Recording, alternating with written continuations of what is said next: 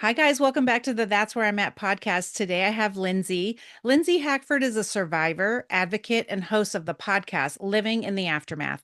After surviving years of coercive control and domestic violence, she now speaks about the psychological realities of abuse, why leaving is so complex, and how survivors can find meaning and purpose after trauma. Hi, Lyndsey. I'm so glad you're Hello. here. Thank you so much for having me. Oh, Yay to talk yes. about trauma. Yay, trauma. Yeah, I know, right? I You know, do actually enjoy it, funny enough. I feel like I learned something after every Oh, yes. conversation. So, No, listen, the whole reason I started this was, and why I named my podcast what I did is because like the people behind me, I can pull them forward. The people ahead of me can pull me forward.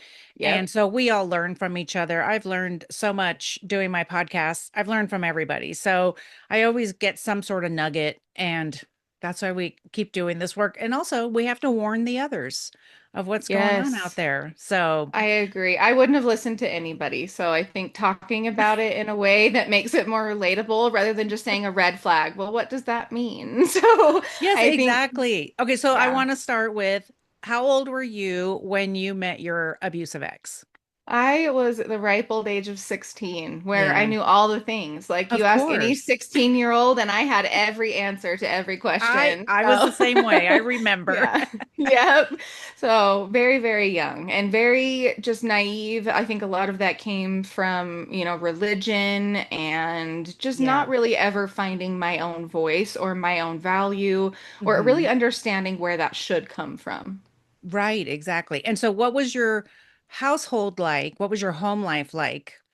So my home life was, I mean, good, all things considered. I still have a really good relationship with my parents and my siblings. I'm the Okay. oldest of four, and so I always make the joke that I was the test child, and I still stand by that. I have Yes. five children, and so I understand my oldest was my test child. Yeah. And so I tell I, my oldest the same thing. I'm like, yes. I don't know, we've just figured everything out on you. Sorry about that. Well, and that's the thing I think every parent does, right? Because you're never going to parent the same way that your parents do. No. And so I think there was a lot of I don't even turmoil, I guess would be the best word to put with it because I was the kid that just always had to push back at a question. I wanted Okay. to talk.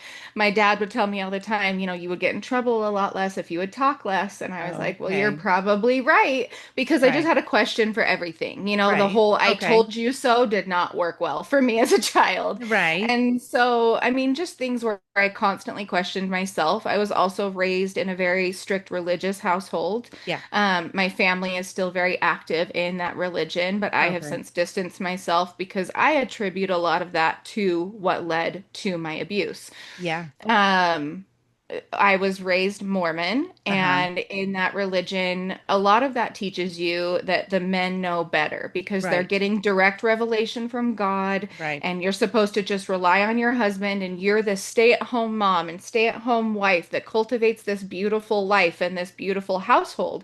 And so that was really the only dream that I ever had growing Right. up. I didn't have a career that I aspired to. Right. And so the only thing I really did that I loved was competitive dance. Hmm. And I remember my abuser caught on to that very early on, and he was like, "That's how your parents are controlling you." Because, like, when I Wow. wouldn't clean the bathroom or when I wouldn't clean my room, my mom would say, "If you don't do this, I'm not going to take you to dance." And so I would Oh, complain, as any teenager would, and be like, "My mom isn't going to take me to dance. This is so stupid." right. And he was like, "That's how they're controlling you. You need to regain your voice. You should quit dance." Which is something that I had done since I was 3 and I was Yeah. 16. So this was something that I had done my entire life. Right. And I one day was like, yes, this is a good idea. And I just didn't go. And I remember that I felt so powerful and supported in that moment. Yeah. And now looking back as my adult self and Yeah. knowing what that moment was, I am so sad for that version of me Oh, because I yeah. never saw what that was in the moment. Right. And so let's talk about that. That was him isolating you, right? Hmm. And starting the controlling of you, right? Yes. You should do this because it's your parents' fault. So now Hmm. we're going to isolate you. He's going to push you and see if you actually are going to like go along with what he's saying. So lots of red Yep. flags there. Yes. Even if somebody's not an abuser, to have them encourage you to quit something you love is really that's a red flag anyway. Um, Huge. and was he the same age as you? So he was a senior when I was a Oh, okay. sophomore. So we were Okay. very close in age, but he Yeah. was a little bit older than me. And I was always kind of the loner. I didn't have a lot of girlfriends because I did competitive dance. I wasn't really involved in school. I went to dance. And even my dance friends, I didn't ever really feel accepted or understood by Mm, them. And so it was really easy when this person came in and was sharing trauma from their childhood with me, and I yes. felt like I could support them and I could care for them. And then he's helping me gain my voice and gain my independence. Yeah. And I think even as I would say into my 20s and maybe even into my early 30s, I don't think that I would have seen what he did to me then as isolation. And I think that's why these Right. conversations are so important because in my Yeah. mind, he never said, don't go to dance. He said, Exactly. do this because it's good for you. And so Exactly. I never would have seen it as isolation or something that was bad for me. I saw it as someone supporting me and standing up for me in a way that I had never felt because I had always felt misunderstood by people in my life. Yeah. And they never accepted why I question things or who I am and how Yeah. I do things. And so it Right. was a very interesting dynamic to face as a teenager. Well, and that's something, there's a few things in there, but you talking about even from the beginning, you saying that I always ask questions and everybody tells me I'm being too difficult and all these things. But Mhm. when you have a high control religion, and so and if your parents are ascribing to that, you aren't really probably a problem. You are Yeah. just asking questions, which is Hmm. a normal child thing to do. Yes. Actually, this entire world, we are allowed to ask questions. It's people, because I was the same way. There's a reason why I have a microphone in front of me because nobody wanted me to talk. Nobody Yeah. wanted me to talk. I was like, okay, so I guess I'm going to have a microphone. It's like, let me just heal all of that and we'll just go the opposite direction. Because people often told me the same thing. You're so Hmm. difficult. Why don't you just let things go? Yeah. Why are you harping on this? No, not why am I harping on this? Why aren't you answering the question? Because maybe the question or the answer was supposed to be, Lyndsey, you're supposed to just fall in line. Yes. And you're not falling in line. And you know what the funny thing is I got that exact answer. I remember going to my dad one time, and I don't remember if this was when I was married to my abuser or if it Hmm. was prior to that, but I remember asking him, like, Dad, don't you want me to find this for me? Like, don't you want Yeah. me to believe this because I believe it, because something Yeah. I connected with resonated within me? Yeah. And he was like, do you want the real answer? And I was like, yes, I really do. Yeah. And he was like, you do it because that's what we're told to do. And Wow. that was one of the most disheartening moments, Yeah. even still to this day. And I mean, I don't know if he'll Yeah. hear this. I would have this conversation with him, but even still to this day, it's really difficult for me to have a very honest, open conversation with them. Yeah. And I didn't really ever learn that in my childhood. I don't know if my parents do have a very good communication. It seems that they do. But I Okay. mean, really, when you think about it, what do you know about another person's marriage behind Right. closed doors? You don't. Yeah. So, I mean, perception, I mean, they've been together a really long time. They have four children. They're still together. They're taking care of my grandfather who has Alzheimer's. That's a really stressful situation, and they're Yeah. doing it well. So, clearly, something is working, but those lessons were never passed on to me, and that became really detrimental in my early years with someone finding myself and figuring out what that was. I never had an uncomfortable conversation with my parents. And so it Yeah. made it really easy to avoid those moments in my marriage. Yeah. And That that makes turned sense. really toxic very quickly. Yeah, that makes sense. And if you're being told that when you ask questions or when you stand up for your wants and needs, you're being difficult, then it's easy to never bring that up in your Yeah. relationship. And then the other thing you talked about was that I think is very important that we say to people is that he never told you you couldn't go to dance, right? Hmm. And he never told you that you shouldn't go to dance. He just said this would probably be good for you if you Yep. didn't. And that is how it starts and how the Yes. isolation starts and how now you've self-abandoned and given up Hmm. everything And so this is how, that's why when people say, why didn't you leave at the first red flag? It's like, does that That sound like wasn't one. does that sound like a red flag? It is a red flag, but does it Yeah. sound like one? No, it doesn't sound like a red No, flag. especially to a 16, 17-year-old Right. girl. Why Right. would why would you know that that could turn toxic? And it very, very, very much did. Like I Right. can look now and I lost all communication with all of my family, all Yeah. and I am very close to all of my family, and I was with my abuser for a total of 18 years, just so Okay. people have some context. Yeah. And I would say probably like the last 3 to 5 years, I lost all communication with them. But some of that, we were living in the same city. Like we were still doing things Yeah. in the same vicinity within the area of each other. But I chose not to have that relationship with them because we would go to family. And I love giving this example because in the Yeah. moment, I never saw it as a problem. Okay. So we would go to family events and he would kind of sit by himself, play on his phone, not really involve himself. And my family is very active. They're very loud. You got to Yeah. just insert yourself because there's a lot of things happening. And so they would play games and do different things. And we would go home after. And he was like, they don't include me in things. I don't like going over there. What have Yeah. you said to them that makes them not want to include Yeah. me? Oh And I my was like, God. I have said nothing. Like, I have said nothing to them. Well, it's And always so our fault. It's always our fault. exactly. And so then I would call them and they didn't like him. From the get-go, they didn't Yeah. like him. And so I didn't really want to give them more things not to like, but I also Oh. didn't want to keep arguing with him at home. Yeah. So I would call them and I would be like, guys, like, could you just include him a little bit more, involve him a little bit more? Yeah. And they were like, we are. What are you talking about? Right. And so it got so exhausting for me because we never fixed it because the problem really wasn't real. I thought I was Yes. trying to fix a real problem, but Right. there was never a solution because it wasn't a real problem. And it Exactly. got so hard for me to manage that Yeah. I chose to cut off the communication with them because that's my husband. That's the father of my children. Yes. And so I never saw it as him cutting off communication or isolating Yeah. me from my family because that was the choice I made. That's exactly, and that's how quickly and easily it happens because Hmm. it's just easier. We choose our husband because that's really what we've been societalized and really what we've been taught to do. Really, that's the healthy thing anyway that you should do. Yeah. Like that's your, you move up, you move up from your family to your husband, Hmm. right? That is positive Yeah. when it's positive, when it's a good thing.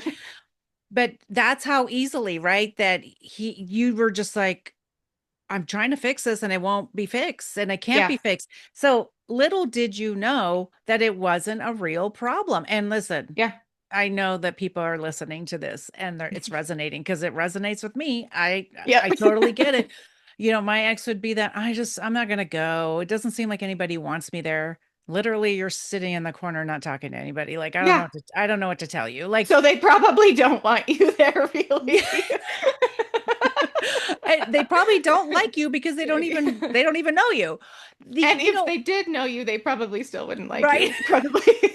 But we're not going to say that part. I should have though. Like I look I back now and know. I just wish that I would have been I wish I would have known what I know now. And I always Of say you don't course. know what you don't know. But it Exactly. like I said, it just makes me so sad for that version of myself that because Yes. that is the dumbest thing on the planet that we're convincing another grown man to feel comfortable in public. Yeah. Like, be your own human. And Right. I felt so responsible for him feeling comfortable in Yes. every environment that we were in. It was exhausting, and I never succeeded. I was And always left feeling like I was a failure.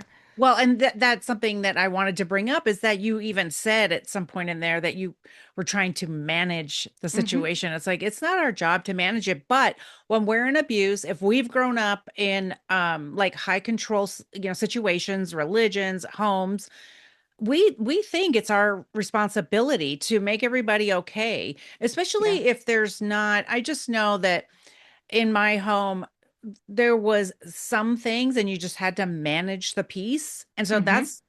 I went into my marriage like that. I was managing all the situations.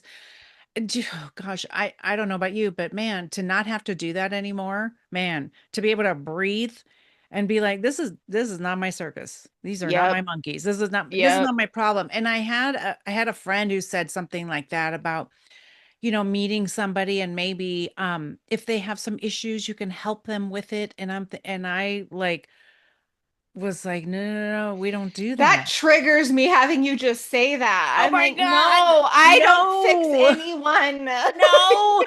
Oh yeah. There's people that that I talk to that say things and listen, I cannot like, look, I could maybe bite my tongue, but I can't. I'm like, No. let me save you some time. No, let me save you Hmm. decades of your life. Don't Yes. do that. People who say like, well, I have to do it because my husband won't. Okay, well then he won't, and then that's it. And like Yeah. then let his life fall apart. And if that, I don't know. Sorry, I'm very much a like, I don't give any more chance. This is why I don't date. No.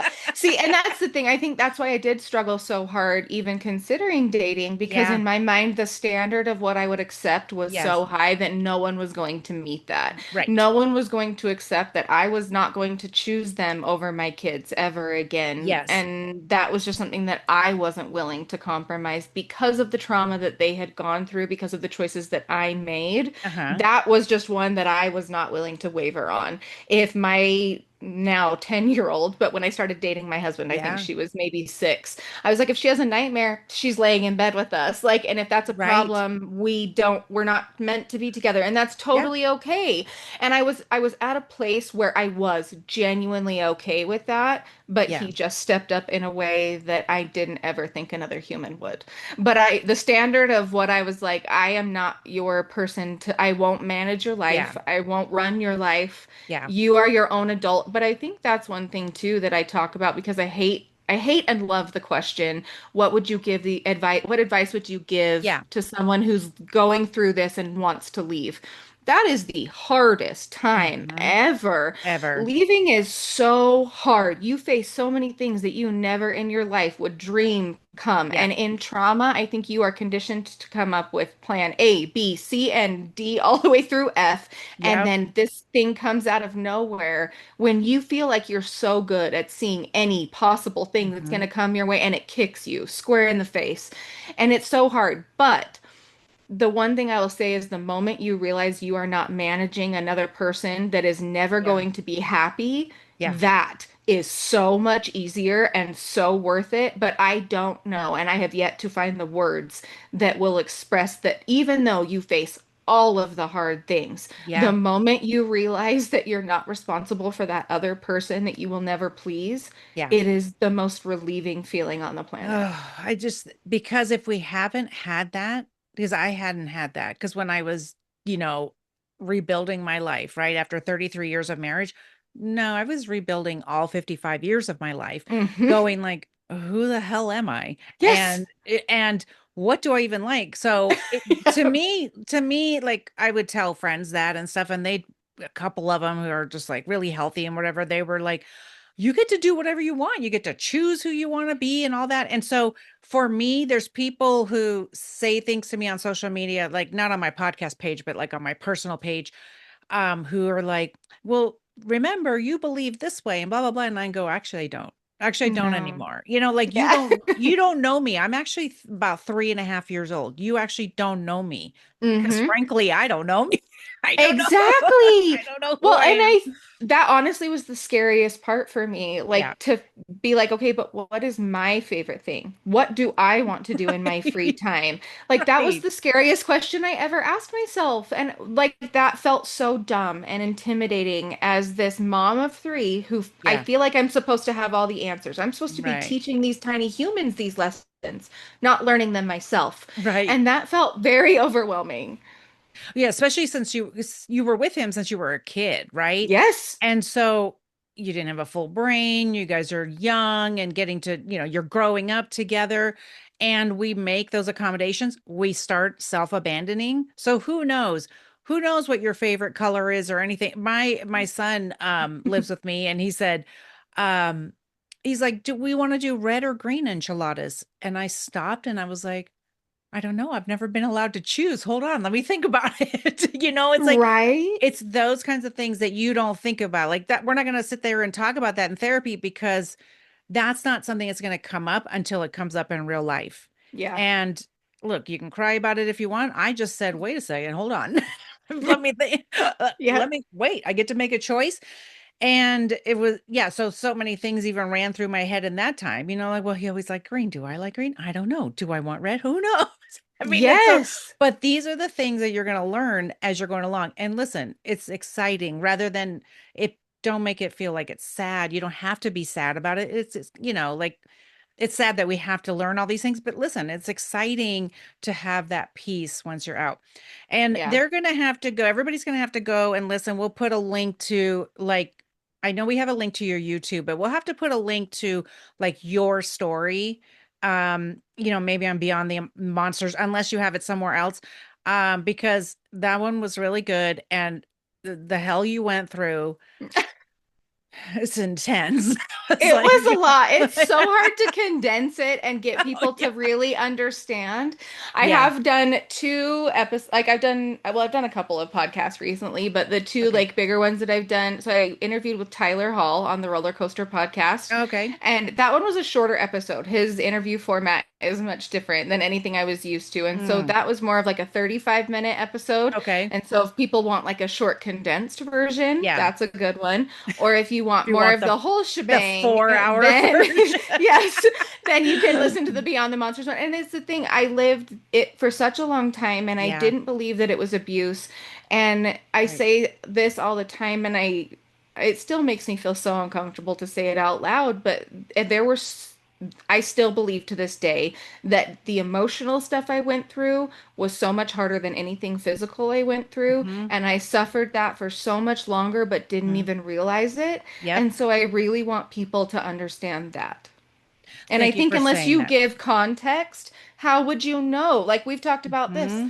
None of this looks like a big deal if you look at it Right. in this little teeny tiny version of Exactly. what it is. Exactly. And so there were so many times where I wanted things to make sense and no one was like, no, this is what it was and this wasn't right. And, Yeah. Yeah. so It's true. I mean, because when I got out of my marriage, I was divorced for irreconcilable differences and we went on our merry way. And then I started unraveling and I was like, wait, oh shit. Like yes, about 3 months in, I was like, oh shit, I was in abuse. And because see, look, I'm Gen X. Our generation, if you weren't being hit, you weren't in abuse. And so that's what I was taught. Then we're taught the fairy tale. Of course, we're all taught Disney, the fairy tale. We're gonna have the white knight sweeping us off our feet and all that stuff. And all of that, that's what we've been promised in society, right? And if we're the good girl and do the right thing, and I'm sure in your religion too, I grew up that way too, that if you do the right thing and you're a good girl, then you're going to get this great life. hmm, Then to find yourself in the life that you were in, it's to me, that was heartbreaking. I feel like I wasted a yes. lot of years. I'm still grieving that part. That's okay. We'll just keep dealing with that, going back to therapy, all those. Well, and one thing that I heard you say in one of your recent episodes, I don't know which one it Mhm. was, but you compared it to like death. And I've talked about Mhm. that sometimes, and some Mhm. people get so heated about that. And Yeah. I often say that I sometimes feel like death might be easier to Yep. process because this is just someone choosing something different, or like just being an abusive person because that's who they are. Yeah. Death doesn't give you another choice. This is someone making the choice to Yes. do that. Yeah. And so that was so hard for me to reconcile within Mhm. myself, and that has been such a hot topic, which is so weird because I Yeah. feel like if you sit and think about it, that Yeah. feels pretty logical in my mind. Well, But I love that comparison. yeah, and you're grieving somebody and a life that you had, that you maybe that was all a lie, that you like dreamed would be different, and you're grieving somebody who's still alive. Like Yes. that's part of the problem. Yes. Well, and even my daughter, so she's 18 now, but we've had a Okay. lot of conversations. And at first, when I had her in therapy, she really fought that. She was like, I don't need it. I've healed.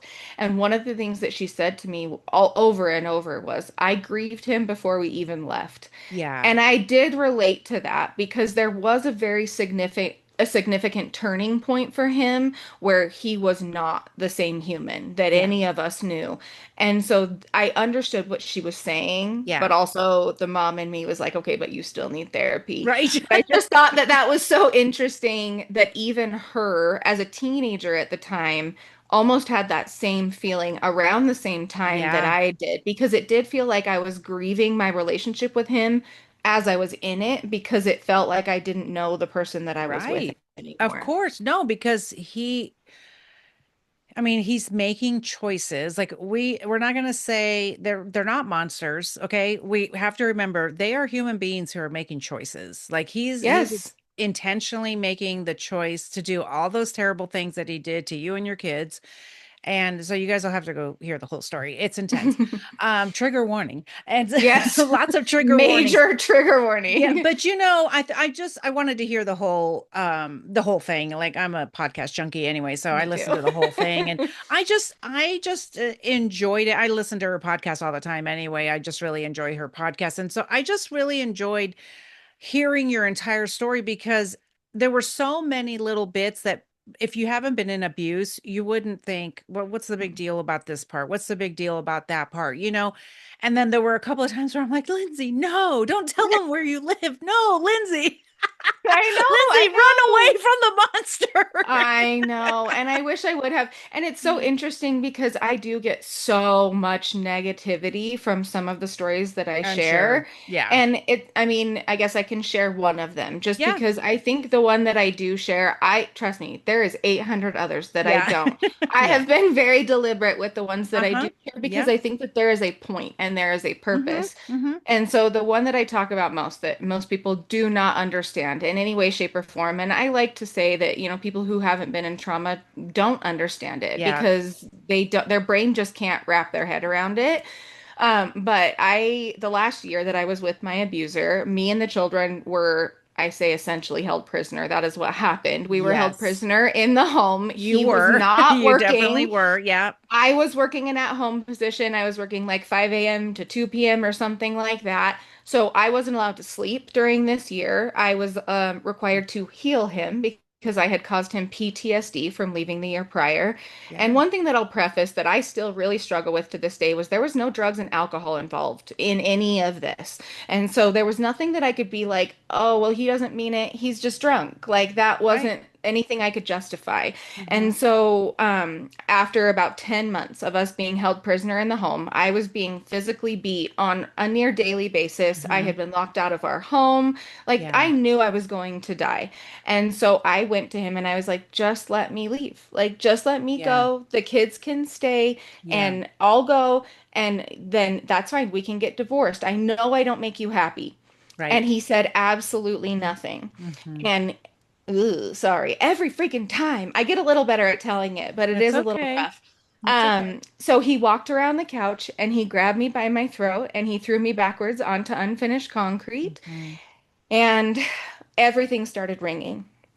And I could like see him screaming at me and his spit Mm-hmm. was flying at my face, but I couldn't hear anything. Everything was just ringing. Yeah. And I could tell he was very, very upset with what I had just presented. That was not a good option for him. And Right. in my mind, I was like, I'm giving him everything he wants. Like, Right. I'm the thing that's making him unhappy. I told him the Mhm. kids could stay. He's still in control of the situation. Right. I was just leaving. That was my thought. I was planning on leaving, calling the police, coming back for the kids. That was my thought, not leave the kids and never come back. Yeah.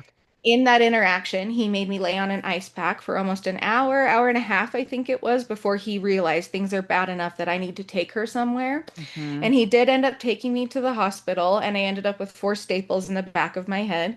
Because it was COVID time, no one was allowed in with me. Yeah. And so he went back to the home, cleaned up the area, Yeah. and when I was done, the hospital called and released me to him.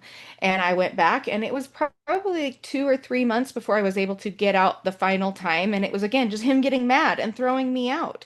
And so I tell this story because Yeah. people talk about all the time about how leaving is the most dangerous part for Mm-hmm. survivors. Yeah. And I don't think that's put into context very often of what that means and what that Right. looks like and Right. why it's dangerous, what makes it dangerous. And someone who Mhm. hasn't lived through that, their brain isn't even going to go through that scenario and Nope. what that was. And so I find it so important to share that just so that people do understand like that getting out was so strategic and methodical and it on top of that, I'm sleep deprived and questioning every thought Yeah. I'm having. And so it wasn't this black and white situation. And I think so many times people are like, well, oh my heck, she's such the comment I get all the time. You are the worst mom in the world. You shouldn't have kids. Yes. Of Because I course. said the kids can stay, even Right. though it was me just trying to survive. No one understand. No, I mean, not no one. Most Yeah. people don't Unless you understand. have, unless, look, the armchair quarterbacks are going to say that all the time, right? The Monday morning quarterbacks. And unless they've been in it, and even if you've been in it, because I've had a couple of people who comment, I'm thinking, are they a troll because of the way they're commenting?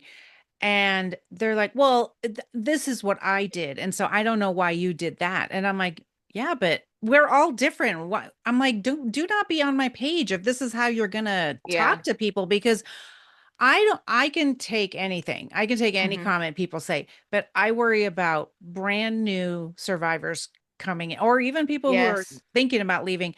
I think about them because I do not care. I have friends at the beginning when I started my page saying, Laura, somebody said something rude. And I'm like, I don't care. Like, I'm like, who cares? Like, Yeah. I love myself enough. And so it doesn't bother me. And so when people say that, they don't know what's going on behind the scenes. And I didn't think anything when you told that part of the story, because I remember that you telling that. I remember that whole thing thinking you were in full survival mode. Like, I don't but even know what words to put it with. Like, there's no no. way to describe the mental state I was in at that point. Yeah, you're just you were in full survival mode. I will do anything to get out of this situation. And what did he do? He threw you to the ground to the point where he cracked your head open. The part that kills me is that nobody did a domestic violence assessment on you and said, and you're in there by yourself. Now, thinking back, let's just think about it. Would you have said something? See, and I have thought about that Okay. often because I do tell this story and Yeah. I don't know, Yeah. but my husband now was a first responder when we met. He was a firefighter for 18 years. And so we've Okay. had a lot of conversations about different policies that are had or, Yeah. when first responders go to a scene and how Yeah. that's handled because I know that if an ambulance would have shown up and they would have said, "Do you want him to come with you?" If I would have said no, I would Exactly. have been in big trouble later. Exactly. And Yes. so we have talked about lots of times of like giving a survivor that moment to be alone where they could ask for help. Because at Yes. that point, like clearly I was trying to get out. That was the goal of the whole interaction. Right. And so had I had someone ask me, Yeah. maybe. I don't know. I was able to leave, like I said, 2 or 3 months later. I got to find my hospital bracelet now because I Yeah. would be so Yeah. curious to see because I still have it. I keep it in my wallet. Oh, For the okay. first little bit, I had my hospital bracelet and for whatever reason it stayed. There were a lot of things that got thrown away, but that was one of the things that I kept and I remember putting it in my wallet and I Yeah. remember having the thought, if I ever think about going back, look at this and remember Yes, like this exactly. interaction because there were so many things that I questioned and I'm like, was that real? Like, did Hmm. that really happen to me? Yeah. Because it feels, when I talk about it, it feels like I'm talking about a Dateline episode or some movie Right. that I saw. It doesn't feel like I'm talking about my life. And Right. so I needed this tangible thing that I could go Hmm. back to because you hear the statistic all the time that people go back and people go Yes. back. And I Yep. had 3 children with this man. Of So the course. chances of me going back were very high. And I Yes. needed that thing that just like grounded me to like why I I was love that. doing it. Yeah. And so I still have it. I put it in my safe because I was done carrying it in my wallet, but I still have it. Yeah. Well, no, and I talk about that all the time, making a shit list.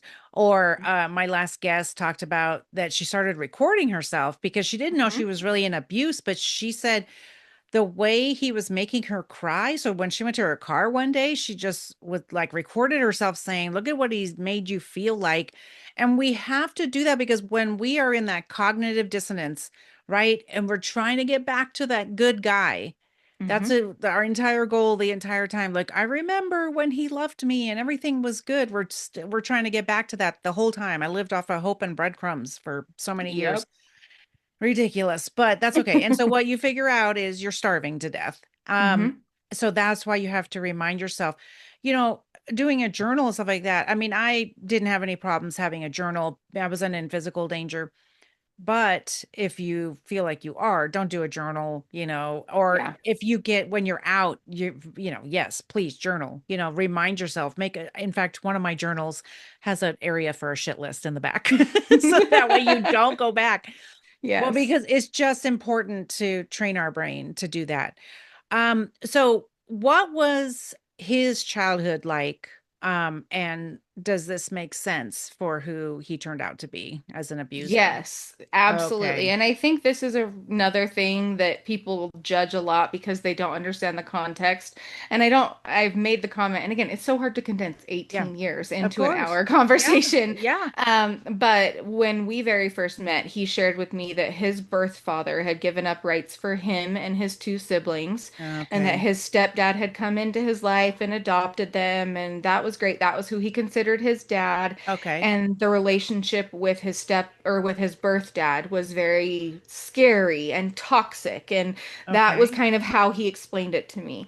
And so when my parents or anyone that I had in my life would be like, we don't like him, I'm like, well, you just don't understand what he's been through. Yes. And so I had this thing that I dismissed. And really early on, I noticed that he was very close to his mom. But I think sometimes you hear that. Look at how he treats his mom. That's like the thing that you watch is how Yeah. they're going to treat you.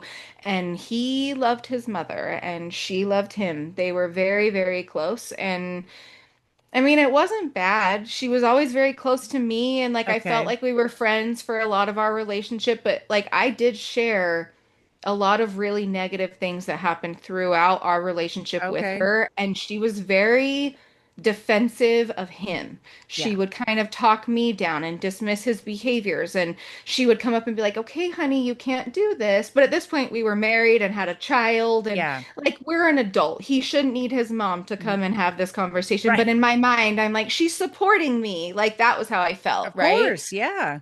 And so then after his first arrest, I remember it was so confusing for me because the justice system in general is confusing. No one understands it. And so this was the very first time he had ever hit me, had ever Okay. been physical with me, and my head was spinning. I didn't know what was up and what was Yeah. down, and I didn't know what was happening as far as like the legal system and those Right. things and how it worked. And so I remember the victim's advocate for that city was new. And I remember asking her, what's my place in this? Where do I fit? If I Yeah. wasn't here, would this still be happening?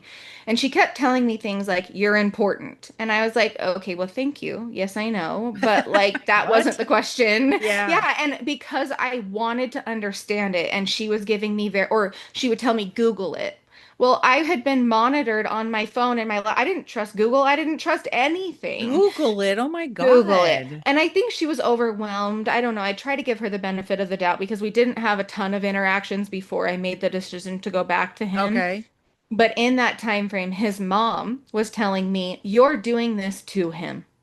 And Oh, that was part of where that question was coming from because I was like, okay, well, I didn't ask him to hit me. I never said arrest him yeah. because what got him arrested, I hope I'm not talking too long. No, Sorry, this story. Okay, you don't need to perfect. worry about that. Yeah. Oh, the first time he was arrested, I'll give a little backstory so this makes sense. I left, I was very confused. In the interaction where he was physical with me, he recorded me, following me around the house, recording me. And in that, I was so confused because I was like, why is he recording me? He's the one that's doing things weird. Right. And now I know he was trying to get my reaction. He was trying to Exactly. show that I Yeah. was being crazy. In the moment, I was so confused. That was the Yeah. weirdest thing on the planet. So after he left our home later that night, I did leave with the children quietly. My parents came and picked me up, and he later figured out that we had gone to my parents' house. The next morning, he showed up and was texting me and was like, "Come outside and talk to me." And I said, "I'm not going to come and talk to you. I need some time. I don't know what's going Yeah. on." And he said to me, "Oh, I'm calling the police then." And I thought he was joking because I was like, "What are you going to say to them?" That made absolutely no sense to my brain. And Right. the next thing I knew, police were standing in my mother's family room. And so I was so confused. And I was like, well, I'm just going to tell them what happened then, because he had told them when he called that he was trying to take the children to school and I wasn't letting them go to school. And so I was like, no. And so Right. I just said, no, he hit me. This is what happened. I'm so sorry. So they went. and asked him. They were like, "No, she's saying this is what happened." And he goes, "No, I have a video. Let me show you." Oh, And crap. so he sent the video to the police officer, and it showed him pushing me into a room and throwing a drink at me. And I don't think he watched the video. I think he thought this was his golden ticket. I Oh, assume, I don't okay. know, Oh, because he God. thought like it was going to show me being crazy. Yeah. So, anyways, that's what got him arrested. I did not know this. The victim's advocate and I were not lining up with our Oh, communication. okay. I did not know this at all. I just knew he ended up getting arrested and that his mom bailed him out a day later. And I was being told by his mom, I'm doing this to him. But I never said arrest him. No one even asked me the question. Yeah. Like, and so I was so confused. And all of that together with the fact that I was living with my parents at the time Yeah. and they were still very controlling. And I know that a lot of that came from love and fear and them wanting Yeah. to protect me and my kids. But it was really detrimental because I had already been very controlled and that felt Right. really crappy. And so I went back. Right. Of And course, if you not, have the flying monkeys around you, right? All the enablers saying you did this and all that. And I want to ask how long into your marriage was it this was the first time he hit you, right? Mhm. So how long into Yes. your marriage? So we got married in February of 2006, and the first time he was arrested was October 31st, 2019. Wow. Yes, that's what I say, like that emotional stuff and the financial abuse and all Yes. of the different things happened so much longer Oh, I'm than the telling physical you. stuff. Yeah. Yeah. And that's what people don't understand because for me it was all psychological, emotional, Hmm. financial, all that. And but listen, I didn't want to be alive at the end. So Yeah. he never had to hit me. And this is the Well, thing why people have to be careful leaving is you never know. It could be yeah. 20 years later and all of a Yes. sudden, yeah. Yeah. And so all of this kind of led into the situation that we are in now. We did end up going to jury trial after his final arrest. He was Okay. found guilty. And it took me, I want to say, about a year and 8 months to divorce him after his final arrest. It took Wow. me a while. Wow. About a month after our divorce was finalized, I met my now husband and we Hmm. started dating. And at that time, my children had to go and see my abuser. That was a really difficult situation Yeah. because they had not seen him in almost 2 years, and they testified in jury trial against him. Oh, Not that's against him, but they testified to what they saw. I guess I always yes. have a hard Yes. time with wording that, but Yeah.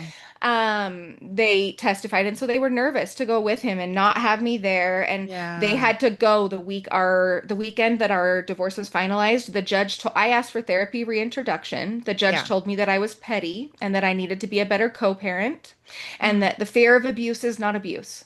And I was Oh, like, fun. so my husband and I were dating at the time, and I always would say to people, I feel like he's going to give the kids up for adoption. I just don't know how we're going to end there. And the only reason I had that thought process was because his birth dad had given up rights for him and his Yeah. siblings. Yeah. And so in his mind, I kind of already knew that it was an option, right? I knew it had to Yeah. make sense. It wasn't, the state of Utah doesn't just let you give up children, but I Right. always kind of felt like that was where we would end.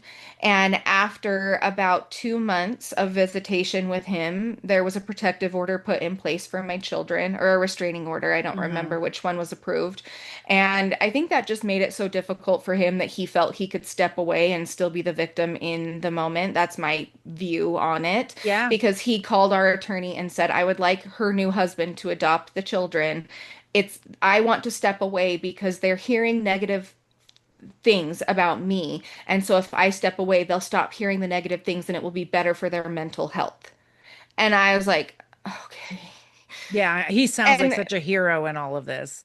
Yeah. And so it was just so hard. But again, like I think that his childhood Yeah. gave us the map for kind of what we lived. And I think that is so interesting to look back to now. And funny enough, I do talk to his birth dad still. Oh, He how was funny. someone who came back into our lives when I was pregnant with my son.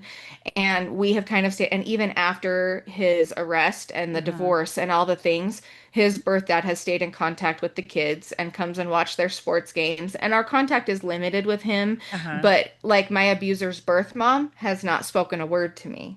Wow. And I in my mind am very confused by that because I don't know how you just stop having grandkids. Like they called her Uh, grandma. And so how so do just you so you just, know, that's the same thing with my right? And kids. it just is mind blowing because my Yep, brain doesn't understand that decision or that thought me process. And either. And I'm happy to even say this out loud on the show. Because like I have a granddaughter and she has she did have uh so she has great grandparents and like that's odd for any of us to have yes, great grandparents. Okay, she has I'm trying to do the math. Anyway, she had five. She has five. None of them, I think, wait, two of them talk to her. Three do not. To the how do you do that to and then the grandparents don't talk to the grandkids. It's like, what the ever loving fuck? yeah, Like I be don't get be it. an adult. Like, and so to me, it's heartbreaking. And I'm like, Yeah, how do you look at this little baby and just go, just not going yeah, to acknowledge her existence. And you know what? I know that that's her own brokenness. So I want to touch on that because you told that story about your ex. We can see the patterns in childhood and all that, right? Look, we have our patterns from childhood, yeah. but we didn't go down the road of abuse. And Hmm. so that's why we have to remember when we meet people and they have their issues, it's not our job to fix it. It's not our job to save them.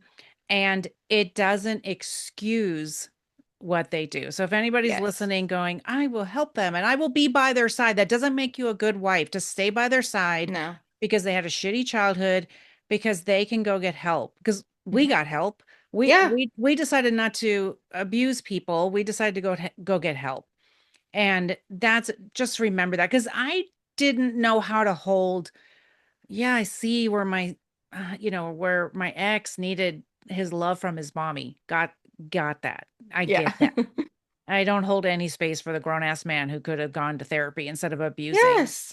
Yes. every woman in his life because he's really trying to get back at his mom. Like that's the Yeah. bottom line. Like it's like such a mother wound. And so it doesn't surprise me like the way his mom is to you, your kids, um and the way she just like enabled him and saved him from the Yeah. situation and all that. Yeah. It's not a surprise.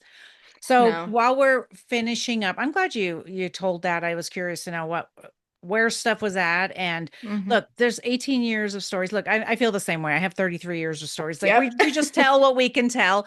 But I Yep. I want to know, let's talk about the good stuff. So I want to know, when did you decide to start talking about this publicly and doing even a podcast about it? So originally, I started right after my jury trial. The nonprofit organization that assisted me and my Yeah. children asked if I would sit on their board. And I was absolutely excited about that. I knew very early on that if I didn't find a purpose for my trauma, that it was going to destroy me Yeah, I love that. because it doesn't go away. Right. I figured that out really early on too, that Hmm. even going to therapy, doing all the work, doing all the things doesn't take any of it away. It's still in my head. I still Yeah. think about it all the time. I just get better at dealing with it. And so Yes. I think I realized that if I could find a purpose for it, if I could Hmm. find something that it was doing rather than just being this really negative thing inside of me, Yeah. that that was going to be easier for me to process those moments as they came up. And so when I was asked to sit on the board, I jumped at that. And I did my very first candlelight walk with them and spoke at that event. And my kids were Amazing. able to come. Oh, And it great. was just such an emotional, cool, core Yeah. memory that I will never forget. And that was kind of what started my desire to publicly speak about it. And there's a lot of mixed feelings that come with that because my Yeah. abuser does still live in my area. Okay. And I know he sees my interviews. I know the refuge asks me to be on news interviews all the time Yeah. to bring awareness to this because it is such a huge issue that no one talks about because it's Right. uncomfortable. Right. And as all of this progressed and I kept doing news interviews, I knew that people needed to hear more context to understand what isolation was and what it looks like in real life and not just a lesson that's being taught to people. And so I started going to high schools with the refuge I and love that. That's It is one so of my great. favorite things to do. And one of that started when my daughter became a teenager and started dating because I realized I didn't listen to my mom. I didn't listen to anybody around me. Right. And so I wanted to inspire kids in a way that wasn't scary and wasn't a number and wasn't just some slideshow that they were shown. I Yeah. wanted to teach healthy relationships in a real way. And so they were already doing presentations about healthy relationships. We just kind of integrated my part into it and got it approved through the district. And there are times where I go with them. There are times they just play a video of me, but that's kind of where it started. That's And amazing. then as my adoption was finalized for my kids and my new husband adopted my three oldest children, Hmm. I knew that the podcast was something that mattered to me because there was such a standard that I held myself to in what healing looked like and what that meant. Yeah. And I feel like I constantly get judgment on the choices that I made or Yeah. even the choices I make to this day. And I felt like a lot of those judgments came from people not understanding what the Yeah. reality of living it was. And so I wanted to create a space where I could talk about it and bring more awareness to what the reality of it is versus the image that society paints domestic violence or sexual assault Yeah. or any of those things as, because I think the reality is so much different than what we make it in our heads sometimes. Lindsay, that's amazing. And I love that you're speaking to, like it's such a full circle moment. You're speaking to those teenagers, right? Hmm. Teaching them, hopefully they'll hear you. And, I would have loved to have that information. I didn't know any of this stuff. All I ever No. heard was like, don't get pregnant. It's like, that's it. Yes, don't have sex. That's That's it. all. Yes. Yes. That's all I ever heard. That was all the information I had. But of course, my parents were born in the 30s. So that's all, it's like they weren't really talking about that stuff either. And so that's why we have to keep talking about this. It's just wild to the feedback sometimes at the beginning. I was told, like, just forgive him, move on. Hmm. People didn't want me to talk about it. And I'm like, I don't get it. Like, why aren't we Yes. talking about abuse? And so that's why I'll never stop talking. Like, I can't stop talking. It doesn't mean I'll do a podcast forever, but I'll tell you right now, you will know every single day. That's a red flag over there. Yep. You need to carry one around. That would be Need to carry one amazing. around. But thank you so much for being here and sharing your story and everything you're doing. And we're going to link everybody in the show notes. We're going to put your YouTube, which is Living in the Aftermath. And are you anywhere else? Are you on social media or anything like that? Yeah, so I'm on Instagram and TikTok, and I kind Okay. of just do like an intermix of personal and Okay. podcast stuff. And then my podcast is also on Apple Podcast and Spotify. Okay, great. Well, we will put everything in the show notes. So, Lindsay, thank you so much for being here. Yeah, Guys, go reach out to Lindsay. And of course, we'll put the Beyond the Monsters interview in the show notes as well I if they like want it. to hear the entire saga. Right. I thought it was a good interview. I mean, you're very well Thank spoken, you. so it's great to listen to. Like the hour flew by. So thanks so Thank you. much for being here. I really appreciate you. Yeah, absolutely. Thank you so much.